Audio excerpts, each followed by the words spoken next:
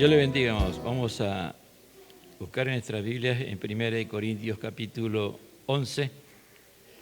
Seguimos con la oración. Este tema es la importancia de la adoración, la cena del Señor. La importancia de la adoración, la cena del Señor. Vamos a leer a partir del versículo 17. Padre, tu palabra tiene poder y autoridad. Por sí misma tu palabra es bendita en sí misma y a través de ella tú nos bendices, Señor. Así que te pedimos que tu santo y poderoso Espíritu nos haga entender tu palabra en esta mañana, Señor, porque queremos hacer las cosas bien, Señor, pero para hacer las cosas bien tenemos que estar en ti, Señor, y depender totalmente de ti, Señor. Por eso te alabamos y te adoramos, Señor, y reconocemos nuestra gran necesidad que tenemos de ti. Háblanos, Señor, que tu pueblo oye y escuche. Y así la palabra del Señor, en el nombre del Padre, del Hijo y del Espíritu Santo. Pero al anunciar esto que sigue, no os alobo porque os congreguéis para lo mejor, sino para lo peor.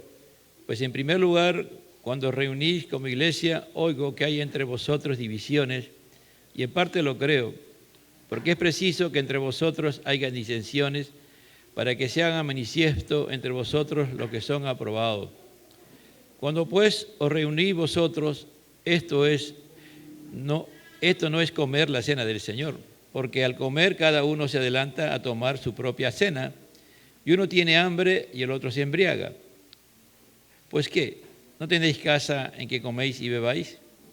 ¿O menosprezáis la iglesia de Dios? ¿Y avergonzáis a los que no tienen nada?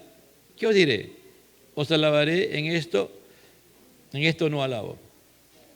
Porque yo recibí del Señor lo que también os he enseñado, que el Señor Jesús, la noche que fue entregado, tomó pan, y habiendo dado gracias, lo partió y dijo: tomad, comed, este es mi cuerpo, que por vosotros es partido, haced esto en memoria de mí.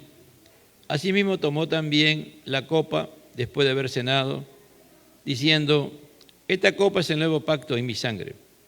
Haced esto todas las veces que lo bebiereis, en memoria de mí. Así pues, todas las veces que comieres este pan y bebieres esta copa, la muerte del Señor anunciáis hasta que Él venga. De manera que cualquiera que comiere este pan o bebiere esta copa del Señor indignamente,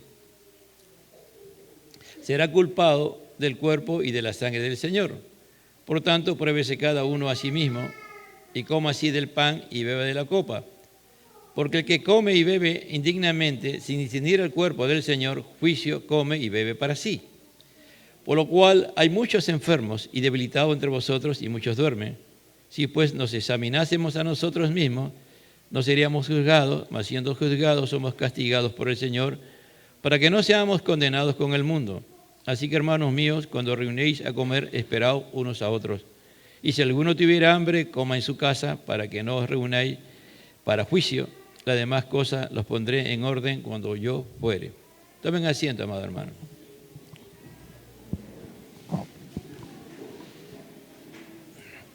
Una de las cosas más importantes que nosotros hacemos, y para hacer eso que es tan importante, tenemos que trabajar, tenemos que conseguir recursos. Y es el comer, ¿no es cierto?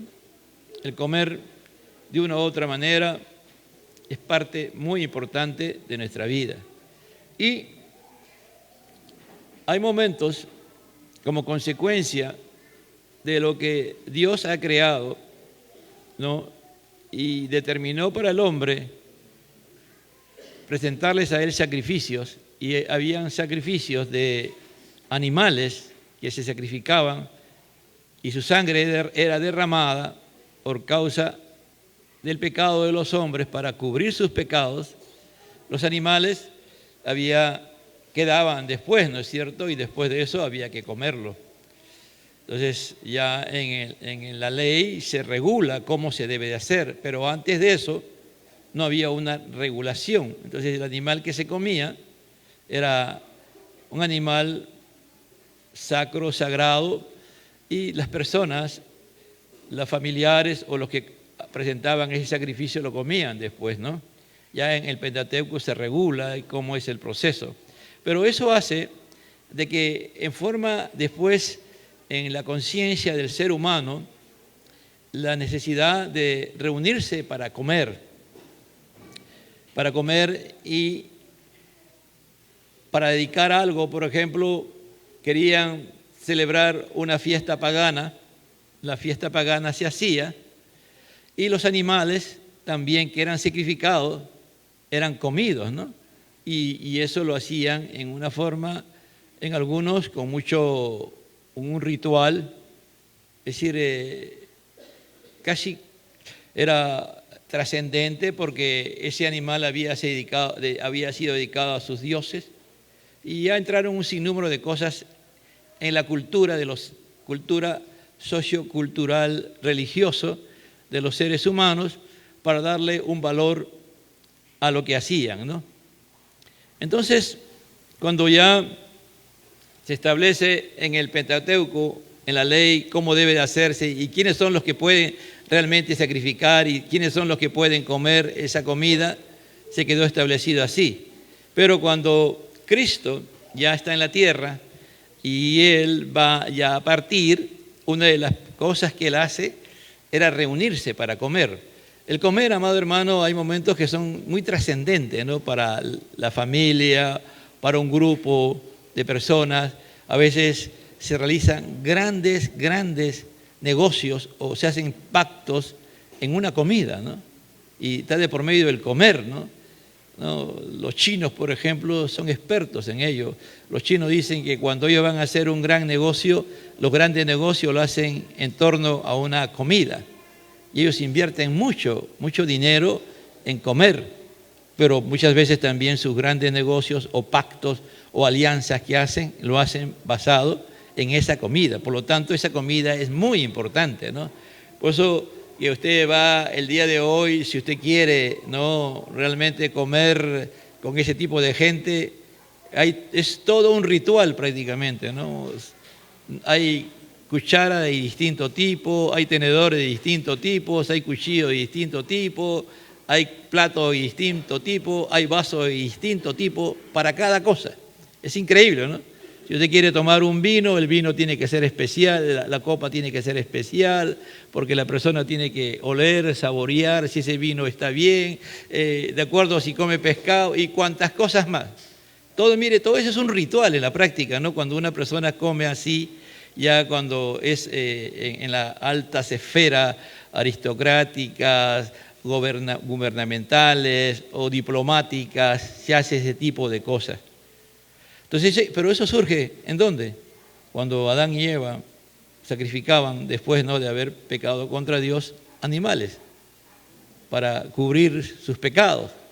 Eso le enseñaron a sus hijos, y después, cuando los hombres presentaban sus sacrificios a sus deidades o divinidades o dioses paganos, lo hacían también de esa manera. Y con el tiempo ya entra también la maldad, el pecado y los ritos, y este tipo de ritual se convierte prácticamente en un bacanal, en algo tan terrible, ¿no? Por ejemplo, no sé en qué momento surge que había tanta comida, ¿no?, dedicada a sus dioses, y que la gente comía, y habían unos pozos especiales, que ahí, usted decía, porque hay esos pozos, entonces la gente comía, y después ya estaba lleno, iba a esos pozos, se metía el dedo a la boca y se producía asco y vomitaba y volvía a comer, ¿no? Ya llegó a un bacanal terrible, ¿no? Y también ya entró también rituales sexuales y de tipo terrible, ¿no? Y aquí, cuando Pablo escribe esta carta, le escribe a la iglesia de Corintio, que de una u otra manera era influenciada no solamente por el pensamiento griego, sino también por los pensamientos y deidades paganas anteriores, ¿no? Corinto era una ciudad totalmente muy,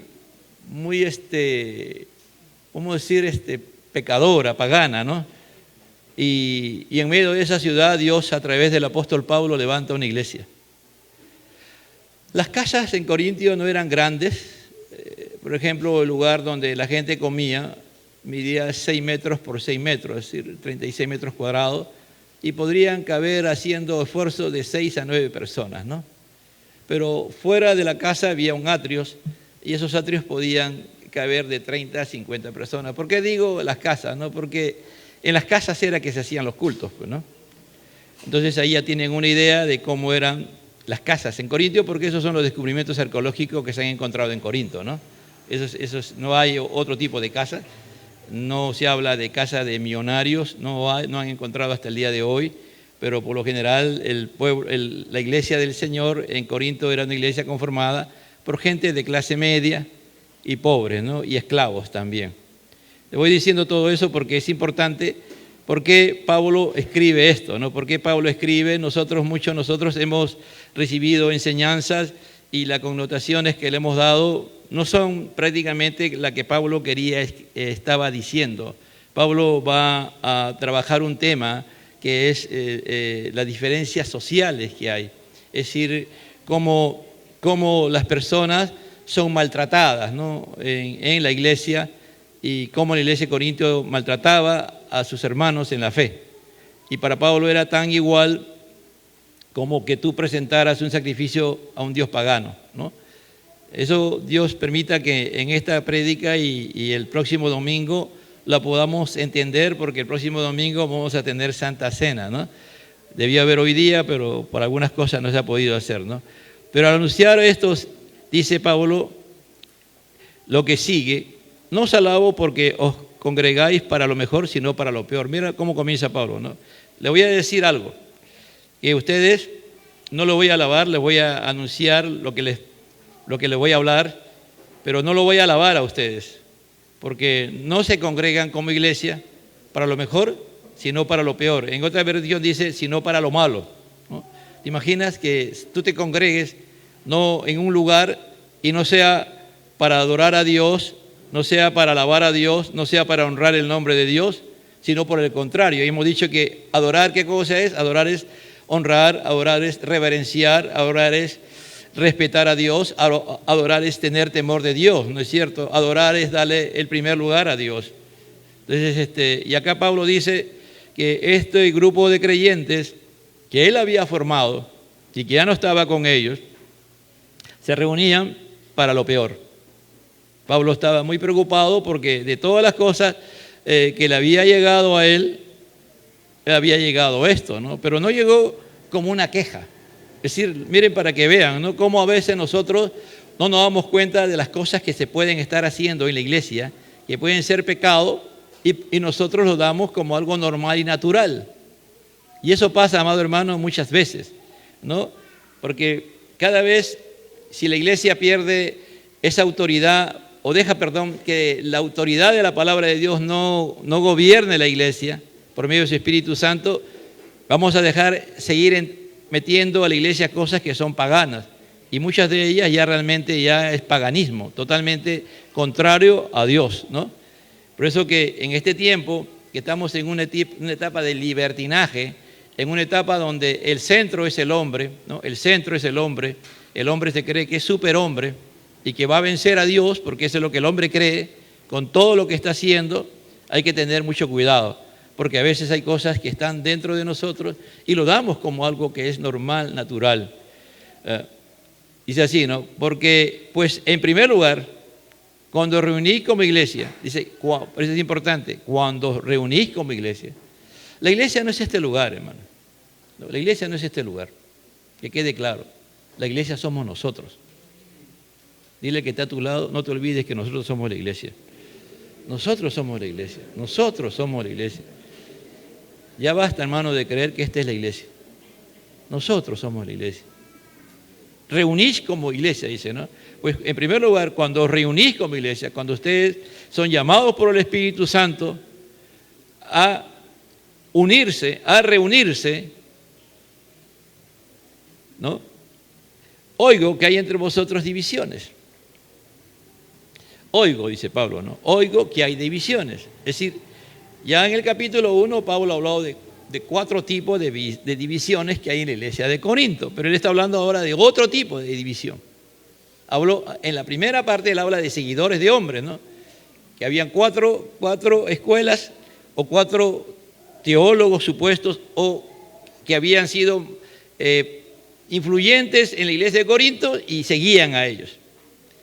Pablo no está hablando de ese tipo, ahora Pablo está hablando de otro tipo de división. Y que ese tipo de división es tan suspicaz, y a veces suspicaz y a veces muy abierto, ¿no? Y escandaloso, ¿no? Y que realmente la iglesia por los siglos ha luchado para que eso no suceda, pero lamentablemente ha existido. Cuando tú vas a Estados Unidos, por ejemplo, tú vas y encuentras iglesias de inmigrantes latinos o centroamericanos, suramericanos, mexicanos, y bueno, está bien.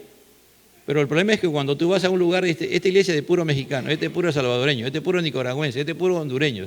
Son pocas las iglesias donde hay de varias naciones. Y si tú vas ya a una iglesia de americanos, ¿no? Hablo de americano, vas a encontrar que hay iglesias de blancos, que los blancos están en un lugar y los negros están en otro lugar. Son pocas las iglesias donde han tenido ese poder o esa convocatoria para unir blancos con negros. Y tú vas, ¿no? Los negros tienen su iglesia, tienen su forma, y si tú vas ahí como blanco, no te aceptan. Y si tú vas a una iglesia de blancos, un negro tampoco te acepta. Es decir, no solamente el problema es por el lado, es por ambos lados. Y no han logrado realmente congregarse como iglesia, como debe de ser, ¿no? Entonces, lamentablemente nosotros nos hemos equivocado como iglesia, ¿no? Los misiólogos plantean, por ejemplo, dicen, no, hay que ir a este lugar y trabajar con tales culturas y ganamos esas almas para Cristo. Está bien, hacen las ganas, pero las hacen separatistas, ¿no? Es decir, latinos, y solamente ahí están latinos, o otro tipo de gente. Entonces, cuando tú miras esto, Pablo está aquí hablando bien fuerte. Pablo va a hablar bien fuerte, ¿no? Que eso es un pecado tan grande como el pecado. Tú imagínate cuál es el pecado más grande que puedas tú tener o que puedas ha visto hasta el día de hoy. Tan igual en esa dimensión es el pecado que aquí Pablo está trabajando primeramente, ¿no? Que a veces no nos damos cuenta y lo hemos dado por hecho. Por eso que a veces como pastor yo trato siempre de que ustedes conozcan el nombre de todos los hermanos y sepan quiénes son. Yo como pastor ya hemos crecido y a veces no me abasto. No me doy para atender a todos, para conocerlo a todos. ¿Me entiende? Y nosotros, sin darnos cuenta, hemos formado grupos de hermanos. Y a veces algunos grupos son cerrados y no son conscientes de que son cerrados. Pero eso no viene de parte de Dios. Eso no es de Dios. Cristo no murió para que su iglesia esté dividida. Cristo no murió para que tú y yo hagamos acepción de personas. Para eso no fue la labor que Dios, la obra salvífica de Cristo Jesús, porque arriba en el cielo ya no va a haber ninguna cultura imperando ahí, ninguna raza, ningún color, ningún poder social y económico. Ahí no va a haber multimillonarios y va a haber personas en la más condición infrahumana, pobre. No lo va a haber. Todos vamos a ser iguales delante de Dios, ¿no? Y Dios nos ayude, hermano, a ir procesando y a entender por qué Pablo dice, no, ahora no os congreguéis para lo mejor, sino para lo peor. Por eso que yo no los voy a alabar lo que ustedes están haciendo, para lo malo. Es decir, ustedes se están congregando para lo malo. Porque es preciso que entre vosotros, 19, que entre vosotros haya disensiones para que se hagan manifiesta entre vosotros los que son aprobados. Miren, porque es preciso, dice, ¿no? Entre vosotros que hagan disensiones para que se hagan manifiesto entre vosotros los que son aprobados. Pablo parece como que se contradiciera, ¿no? ¿Cómo Dios va a promover las disensiones?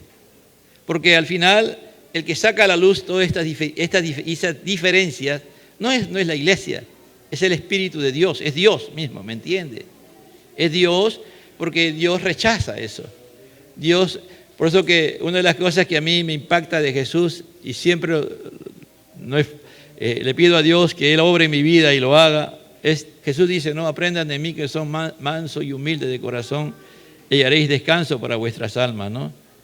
Entonces, cuando suceden estas cosas, que se comienzan a ver grupos, ¿no? Grupos en la iglesia, de ese grupo hay algunos que realmente no son del Señor. Y el Señor tarde o temprano lo va a sacar de su iglesia. ¿Por qué? Porque el Señor tiene que honrar su palabra. Dios es fiel a su palabra. ¿Me entiende? Dios es fiel a su palabra. Dice que ningún impío se levantará en la congregación de los justos. Lo dice en el Salmo 1, ¿me entiende?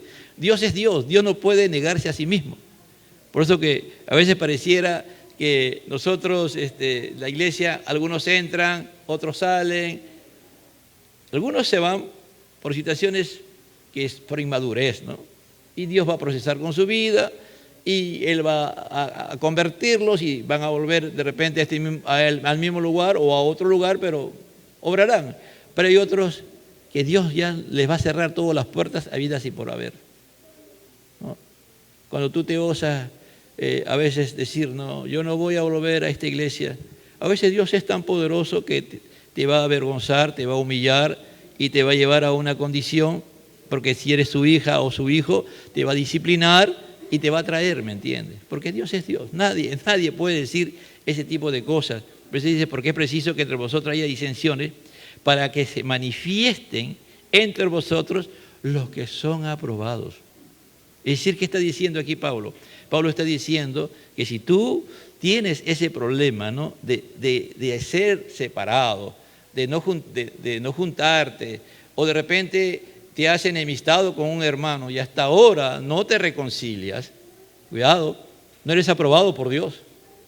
Cuidado, a Dios no le agrada eso, y tarde o temprano, o Él te disciplina, porque Él te va a disciplinar, o sencillamente Él te va a sacar si no eres hijo de Dios. Si eres un hijo de Dios, Él te va a disciplinar. Él se va a encargar de hacer contigo lo que Él tiene que hacer.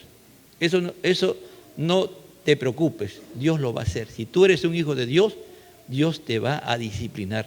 Porque más adelante lo va a decir el Señor, casi al final lo va a decir, ¿no? Que no sé, Él hace estas cosas para disciplinar a los que están enfermos, a los que ya han muerto. Dice, ¿no? Pablo dice, ellos fueron disciplinados por mí. Pablo dice lo que el Señor le ha puesto en su mente y en su corazón, de que han sido disciplinados por Él, porque antes, como en 1 Corintios 5, que Pablo habla del caso, un caso muy horrible que había en la iglesia, y Pablo le dice ya, ellos tienen que, oren por ellos y después entréguenlo a Satanás, ¿no? Dice, entréguenselo a Satanás y Satanás se va a encargar de atacarlos a ellos, y ellos se van a arrepentir y después van a volver arrepentidos a los caminos del Señor. Algunos van a venir a los caminos del Señor para morir, ¿no? Porque en muchos casos hay personas que ya están pronto a morir y han sido cristianos y saben que lo que han hecho está mal, llaman a los pastores, a los ancianos, como dice en Santiago. ¿Para qué? Para pedir perdón a Dios, pedir perdón a la iglesia y después partir a la presencia de Dios. Otros se van a quedar enfermos y Dios no lo va a sanar.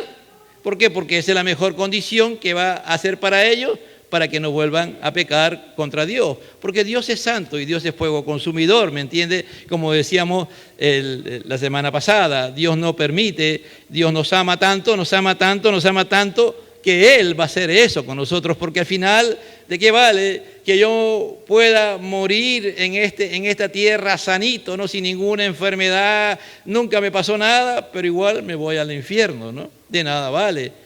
No, si Dios no me disciplina en ningún momento y yo hago cosas que a Dios no le agrada, yo tengo que responderme a mí mismo. Entonces yo no soy hijo de Dios. Pues si yo sé que estoy pecando y hago cosas que a Dios no le agrada y lo sé y soy consciente y transgredo la palabra de Dios permanentemente, no soy del Señor. Porque si Dios no me disciplina, pasa el tiempo y no me disciplina, Dios, hermano, Dios tarde o temprano nos va a disciplinar porque Él nos ama. Porque Él es nuestro Padre, Él en Proverbios enseña eso. El Padre que ama a su Hijo lo corrige, lo disciplina. Eso dice su palabra. Y Dios nos ama, por eso que Él nos ama. ¿Me entiende? Dios no es un Dios pasivo, Dios es un Dios activo, que siempre está en movimiento, que siempre está tratando con nosotros en nuestro corazón, en nuestra mente. Si no nos castiga, Él está trabajando para que nos volvamos a Él, para que nos arrepintamos, para que busquémoslo a Él, para que lo adoremos realmente, para que lo honremos, para que lo dignifiquemos, para que lo pongamos en el lugar que Él se merece, porque toda honra, toda gloria es para Él, amado hermano. Por lo tanto, Él trabaja con nosotros. Dice, y cuando pues os reunís vosotros, esto no es comer la cena del Señor, dice. Esto no es.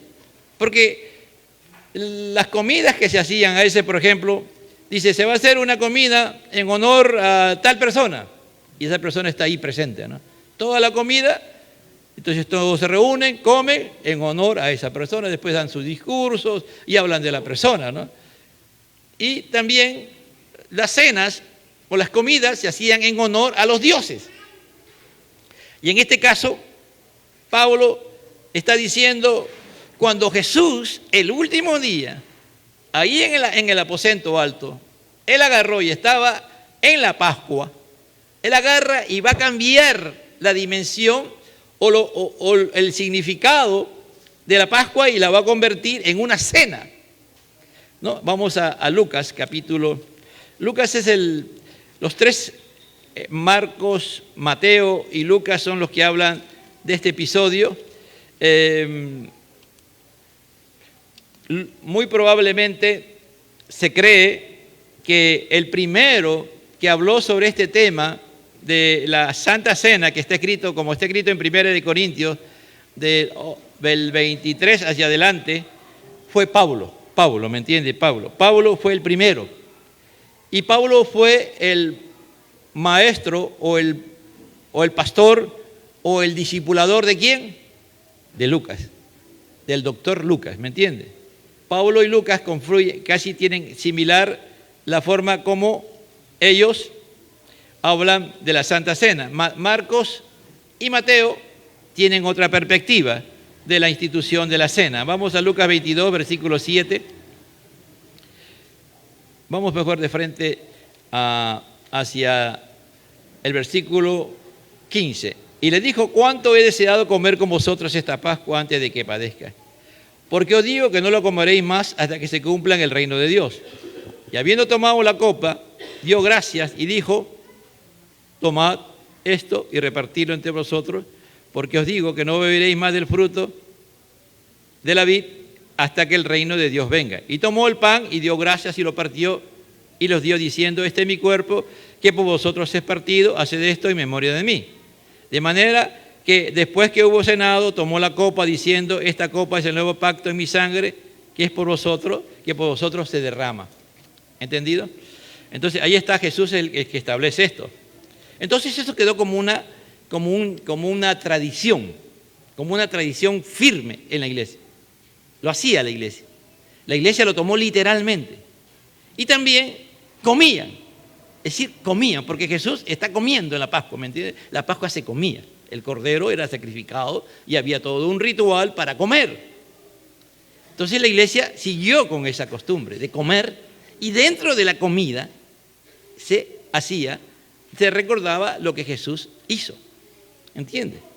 ¿Y qué pasó con algunas iglesias, y en este caso de Corinto? Que ellos agarraron y la cena la hacían. Seguro que comenzaron bien, pero después, cuando ya Pablo se fue, hubo muy probablemente la separación. Los que tenían mucho dinero agarraban y preparaban la comida para todos, supuestamente para todos. Pero ellos se adelantaban, es decir, vamos a poner que el culto, la reunión era a las 7 de la noche. Ellos a las 6 ya estaban comiendo ya. ¿Entiendes? Ellos a las 6. ¿Por qué digo a las 6? Porque vamos a ubicarnos en el tiempo histórico. En ese tiempo todavía el domingo la gente trabajaba. Y la iglesia estaba conformada también por esclavos. La iglesia del Señor tenía esclavos que iban y eran parte de la iglesia. Habían también siervos que no eran esclavos y personas pobres que iban al culto. Y habían gente acomodada, clase media y a gente que tenía dinero. Todo este tipo de gente se reunía en la iglesia. Entonces cuando llegaban, ¿qué hicieron ellos?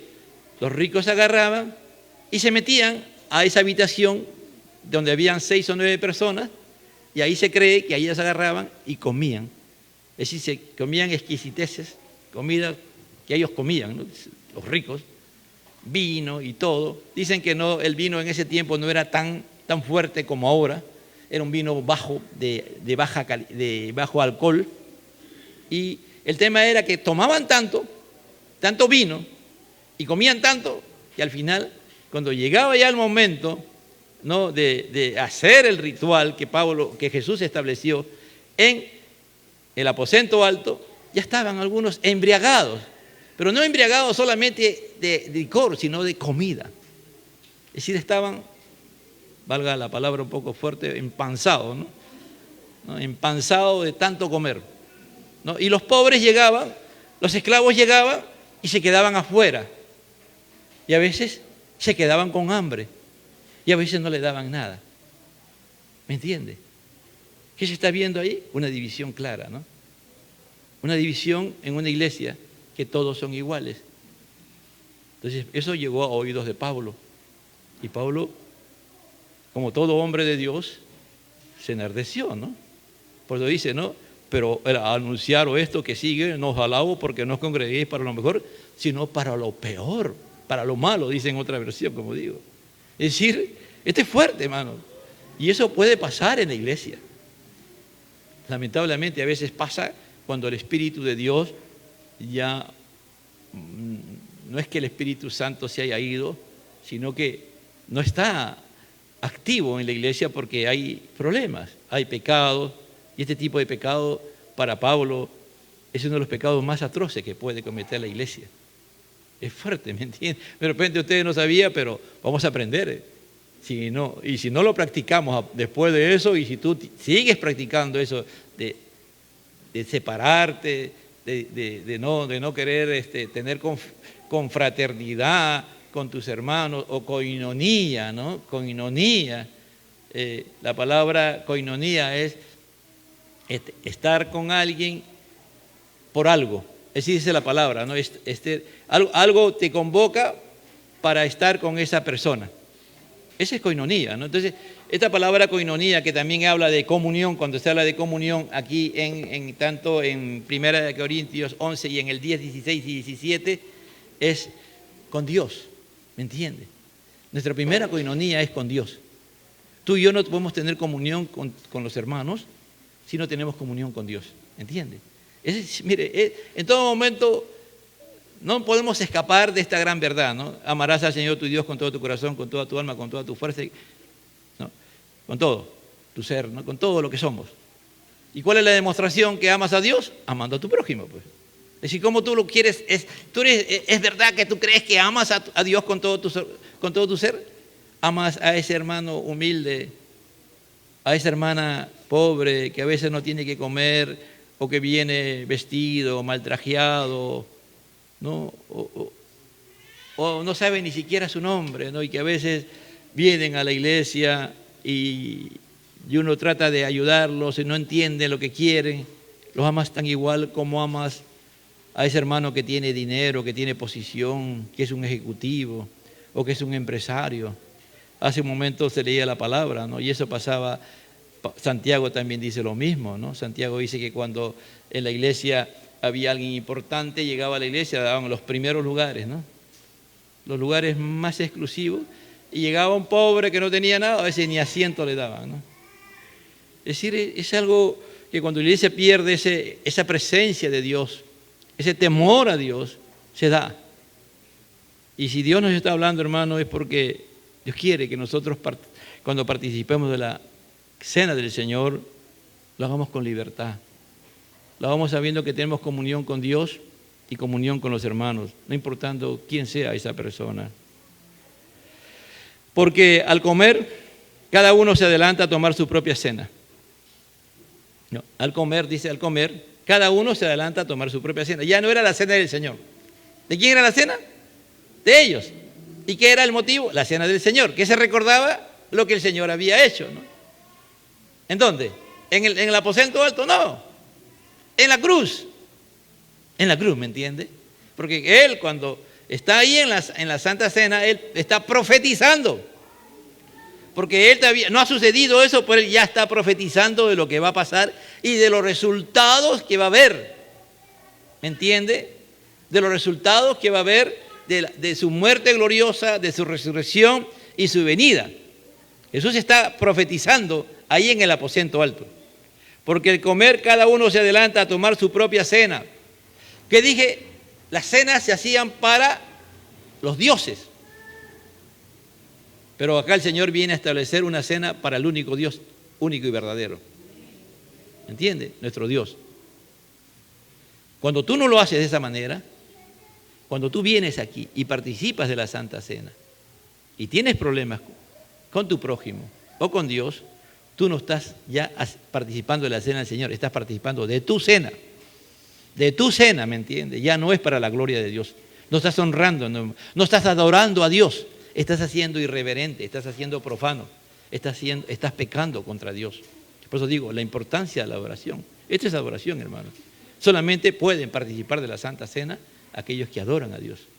Aquellos que saben que Dios se merece toda honra, gloria y alabanza, ¿no es cierto? ¿Por qué honra? ¿Por qué? Porque ¿quién nos ha salvado? ¿Quién ha hecho la obra? Dios. Dios, ¿me entiende? Dice, y uno tiene hambre y otro se embriaga. Vuelvo a repetir, la palabra embriagar no es que estén borrachos necesariamente, no estaban borrachos alguna vez. Estaban embriagados, pero de comer tanto y de haber tomado vino. Pues, ¿qué? Mire cómo dice Pablo. Pues, ¿qué? ¿No tendréis casas en que comáis y bebáis? Como diciendo, ¿qué hacen ustedes aquí?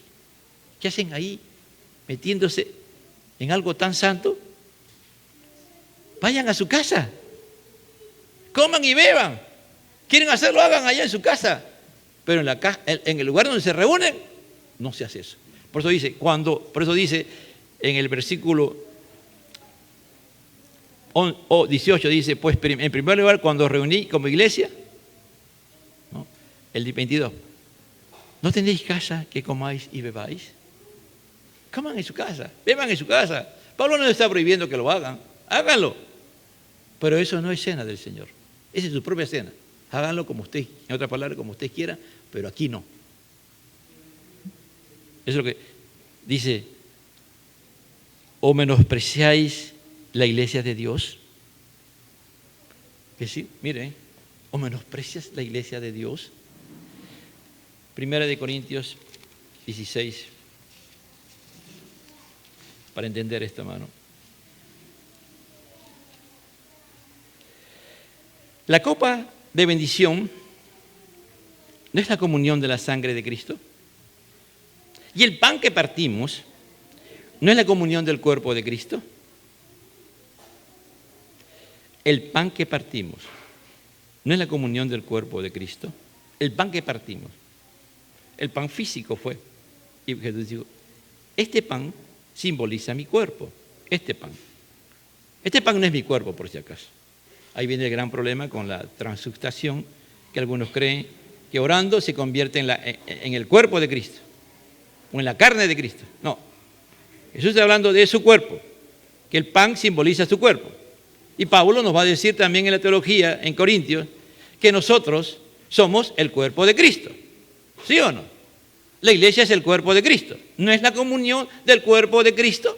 Es decir, el pan que partimos, como consecuencia que Cristo murió en la cruz del Calvario, cuando dice el pan que partimos, como consecuencia que Él murió en la cruz del Calvario, y ahí nos salvó y nos convirtió en sus hijos, ¿no es eso la comunión del cuerpo de Cristo? Es decir, ¿no es la reunión, la congregación donde se reúne la iglesia?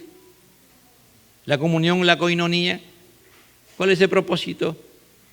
¿No? Entonces la comunión es hacer algo, hace algo, alguien para algo. ¿Qué estamos haciendo? ¿Nos estamos reuniendo para qué? Para compartir. ¿Para qué? Para hacer memoria de lo que Cristo hizo por nosotros, ¿en dónde? En la cruz del Calvario. Hacer memoria también de que Cristo resucitó. Hacer memoria de que Él vendrá por segunda vez. Pero si también yo voy hacia más atrás, hacer memoria que primeramente Él se encarnó y fue semejante a nosotros y vivió haciendo todo lo que todo hombre de Dios debe de hacer. y que no hubo pecado en él. Y si volvimos atrás, haciendo memoria de ¿qué? De todo lo que la palabra de Dios me dice acerca de Jesucristo. Dice Pablo en el 17, y siendo un solo pan, siendo un solo cuerpo, una sola iglesia, la iglesia del Señor Jesucristo, nosotros, con ser muchos, nosotros somos muchos, dice, ¿no? Somos un cuerpo. Todos los muchos que somos un cuerpo. Pues todos participamos de aquel mismo pan. Es decir, ¿participamos de quién? De Cristo. Porque Cristo es la cabeza. Es decir, por eso es importante que vayamos entendiendo lo que Pablo está hablando aquí. Nuevamente, 1 Corintios 11:22. Pues que no tenéis casa en que comáis y bebáis, o menospreciáis la iglesia de Dios. Es decir, ¿tienes en poco la iglesia? ¿Tienes en poco la obra de Cristo? ¿Tienes en poco lo que Cristo hizo por nosotros? Porque para que haya iglesia, ¿qué tuvo que hacer Dios? Enviar a su Hijo Jesucristo para morir por nosotros en la cruz del Calvario. Y avergonzáis a los que no tienen nada. Ustedes avergüenzan a aquellos que no tienen nada, que no son de su grupo, no son de su grupo social, no son los que tienen dinero, no tienen una posición. A esos esclavos, que por esos esclavos Cristo murió en la cruz del Calvario, por ese hombre, por el más pobre, o por el hombre que el día de hoy puede estar en la droga y en lo peor, y Dios viene y lo salva y lo convierte, y viene a esta iglesia o a cualquier iglesia. Cuando ese hombre se convierte y Dios lo salva y se bautiza y puede participar de la comunión de los unos con otros, puede participar de la cena del Señor, Él tiene el mismo valor para Dios que yo tengo para Él y que tú tienes para Él, porque Él pagó, nuestro Dios pagó con su vida, con la vida de su Hijo, con la sangre de su Hijo Jesucristo en la cruz del Calvario, amado hermano. ¿Qué os diré? ¿Qué os diré? Dice Pablo, ¿no? Os alabaré, que dice en el 17, pero al anunciar esto que sigue, no os alabo porque no os congreguéis para lo mejor, sino para lo peor. ¿Qué os diré? ¿Os alabo en esto? En esto no os alabo. Pablo ha demostrado por qué razón no les alaba a ellos. Pablo ha dado las causas por qué razón no está agradecido por la iglesia de Corinto, sino por el contrario, está avergonzado. Está avergonzado por lo que están haciendo, no todos los hermanos de la iglesia de Corinto, sino un grupo de la iglesia de Corinto. Por eso hay disensiones, dice. Porque yo recibí del Señor lo que también os he enseñado. Acá dice, ¿no? Cuando Pablo dice, porque yo recibí lo que el Señor también os ha enseñado, Pablo recibió esta tradición que surgió ¿dónde? En ese día, en el aposento alto. Y que los apóstoles después se encargaron de que eso se haga realidad cuando la iglesia se reunía. Y como dije al comienzo, primero había comida y después había la cena del Señor. Pero lamentablemente nosotros los hombres a veces las cosas buenas las cambiamos y las hacemos malas o peor, ¿no? Algo tan bonito, algo tan bello que era poder compartir todos los hermanos, ¿no? En una comida donde todos comían por igual, donde todos comían por igual. Voy a leer a un hermano misionero en Costa Rica, que ha escrito un comentario sobre 1 Corintios, Chorén creo que es, y dice él así, ¿no? Él estaba... ¿Cómo menospreciamos a los pobres? Parte de la grosería de la élite corintia fue hacer que los pobres se sintieran como miembros de segunda categoría dentro del cuerpo de Cristo. Santiago protesta contra el mismo pecado en Santiago 2:1 al 6. Recordemos, mirar a los pobres como inferiores no requiere ninguna esfera. Por lo general, eso pasará natural e inconscientemente. Mientras la actitud básica de negligencia permanece, este puede manifestarse de muchas formas. Aquí hay algunas experiencias que he escuchado. A los pobres se les culpa de su pobreza, no tienen fe o son pecadores. La gente se aparta de los pobres debido a sus malas vibras. Su presumida falta de fe no puede contagiarse. Tanto en Santiago 2:1 al 3, la gente se ofrece los asientos especiales y no depende de sus estatus. Se esquiva a los hijos de los pobres. Se esquiva a las madres solteras, particularmente a las hijas sin un padre en casa. Se sospecha que ellas serán menos dignas de confianza. Lo que sigue aquí es el testimonio directo de una hermana. Le pedí que hablara libremente acerca de su experiencia, de cómo sería convertirse en cristiana, de su posición actual en la iglesia y cómo en 1 Corintios, de modo que se manifiesta a sí mismo el estatus durante las convivencias. La hermana dice eso, ¿no? En la sociedad de los pobres son algo no muy agradable, pues ser pobre es algo así como tener lepra, como alguien que no es bienvenido a ningún lugar. No tiene buen trabajo, no tiene una carrera, no tiene un buen apellido, no es hija de alguien, no tiene un esposo o algo que pueda respaldarla, y una se siente sin esperanza. Nadie te conoce, pues no eres importante para nadie, y una se sienta sin esperanza y estás casi a punto de rendirte. Pero un día te das cuenta que hay un Dios bueno y con mucho amor para ti y puede cambiar tu vida y darte nueva esperanza donde ya no vio nada y deseas entregarle tu vida y tus frustraciones. Pero hay un gran problema.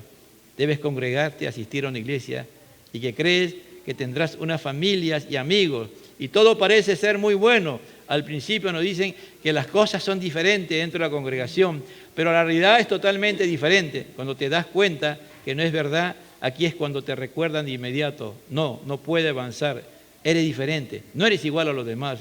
Muy rápido te recuerdan que eres limitado. Lo más triste de eso es que es muy difícil de superar. Esto es porque alguien nos dijo que los cristianos son diferentes. Ellos te aman, no por lo que tienes, sino porque eres hijo de Dios y Él no hace diferencia entre las personas. Todos somos iguales, pero los pobres no tenemos mucho que dar, entonces no somos importantes para nadie. Reciben los niños de buena familia, no a los pobres. Recogen dinero para los pobres de lugares lejanos, pero no nos ayudan dentro de tu propia iglesia. Después de todo, de esto te quedas sin nada y totalmente sin esperanza. Tienes dos acciones, te retiras de todo o te quedas, pero te das cuenta que no puedes estar solo y te decides quedar, pero estás lleno de amargura y dolor por el resto de tu vida. A veces es difícil escucharlo, porque en mi corazón estoy diciendo que es mentira. Es igual para mis amigas solteras. Unas son muy exitosas y hacen mucho para la iglesia, pero nunca pertenecen porque no tienen esposo o esposa o niños. La congregación está dividida por lo menos en 4 o 5 grupos. Esto es todo lo que dice la hermana, ¿no? Los ricos, los famosos, los populares, los pobres donde yo estoy y los miserables. Durante las reuniones o convivencia todo el mundo va al grupo correcto. Escuchen bien, los ricos, los famosos, los populares, los pobres donde yo estoy, los miserables. Durante las reuniones o convivencia que la iglesia practica, todo el mundo va al grupo correcto. Debes saber una posición, dónde estás en relación con los demás. Si no lo sabes, la gente tiene manera minúscula de recordarte. Dicen que te comportas como rústico y por supuesto ninguno se mezcla. Cada uno está donde debe de estar, ¿no? Tremenda enseñanza de esta hermana que el pastor misionero le pidió que ella explicara. Y así pasa, hermano, a veces somos inconscientes de verdad. Lo hacemos en forma tan natural, tan inconsciente, que no nos damos cuenta que estamos siendo separatistas, que estamos haciendo disensiones. Dios nos ayude, Dios tenga misericordia y que el poder del poder de la palabra, el poder del Espíritu Santo y sobre todo el poder de la muerte de Cristo en la cruz del Calvario, que fue el gran pago que Dios ha hecho por nosotros, se haga realidad en nosotros. Y que ninguno de nosotros, hermanos, seamos ese tipo de personas. Por el contrario, estar con los que más necesitan, conocerlos, amarlos, ser parte de ellos. Como alguien en estos días escribía que era parte de la familia MI de Pachacamá. Somos una familia, hermano. Nuestro Padre es Dios y nuestro Padre nos ama por igual. Dios nos haga entender y vivir en esa dimensión. Cuando lo hacemos, estamos honrando a Dios. Cuando lo hacemos, estamos reverenciando el nombre de Dios. Cuando lo hacemos, decimos, Señor, tú eres mi Dios, yo te amo con todo mi corazón, con toda mi alma y con toda mi fuerza. Cuando lo hacemos, tenemos temor de Dios, porque somos una iglesia que adora a Dios, una iglesia que adora a Dios. Gracias, Señor. Gracias, Padre, por hablarme en este día, por reprenderme, Señor. Gracias, porque a veces, inconscientemente, hemos tenido esta actitud, Señor, y nos hemos olvidado de que tú pagaste por mi redención en la cruz del Calvario, con la vida de tu Hijo Jesucristo. Lo enviaste para que Él tomara mi lugar, para que Él me sustituyera en la cruz del Calvario, Señor. Yo un vil pecador, yo un hombre pecador, Señor, lejos de ti, te acercaste a mí para salvarme y convertirme, Señor, en tu Hijo, para hacer que yo pueda amarte a ti y pueda amar a mi prójimo. Sí, Señor, me sacaste de un mundo donde yo creía que todos luchaba para que todos fueran igual, para que todos tuvieran las mismas oportunidades, Señor. Y ahora que estoy en tu iglesia, en tu cuerpo, Señor, debo de creer que en ti sí lo he encontrado, Señor, que sí puedo ser tan igual como todos, Señor, y amarlos, Señor, y que sean parte de mí, parte mía, Señor, porque son mis hermanos, son tus hijos, Señor, que tú has pagado con lo mismo, Señor, para salvarme, yo un miserable pecador, para ser mi hijo tuyo, Señor. Gracias, Jesucristo. Gracias, Señor. Gracias, Padre. Dios le bendiga, Dios le guarde, amado hermano. Amén. Nuestro Dios es bueno y para siempre es su misericordia. Vamos a pedir a nuestro hermano Alex Vázquez que pase a orar por las ofrendas.